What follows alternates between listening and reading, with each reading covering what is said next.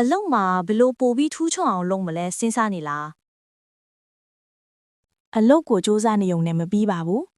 ဒီအလေးအကျင့်၃ခုကိုလုပ်ကြည့်ပါပထမဆုံးအနေနဲ့တနေ့တာအလုပ်တွေမစခင်မှာအစီအစဉ်ဆွဲပါအရေးကြီးဆုံးအလုပ်တွေကိုဦးစားပေးပြီးအချိန်ဇယားချပါဒါမှအချိန်ကိုထိထိရောက်ရောက်အသုံးချနိုင်မှာပါ ဒုတိယအချက်ကတော့မတူညီတဲ့နယ်ပယ်ကလူတွေနဲ့ချိတ်ဆက်ပါ သူတို့စီကအတွေ့အကြုံဗဟုသုတတွေတင်ယူပြီးကိုယ့်ရဲ့အသိပညာနယ်ပယ်ကိုချဲ့ထွင်နေပါတယ်နောက်ဆုံးတတိယအချက်ကတော့အလုပ်ပြီးတိုင်းကိုယ့်ရဲ့ performance ကိုပြန်သုံးသပ်ပါဒီနေ့ဘာတွေကောင်းခဲ့လဲဘာတွေပြုပြင်ဖို့လိုလဲဆိုတာကိုကိုပြန်သုံးသပ်ပြီးလေ့လာပါဒီလိုလုပ်ခြင်းအပြင်ကိုကအမြဲတမ်းပိုပြီးတိုးတက်လာပါလိမ့်မယ်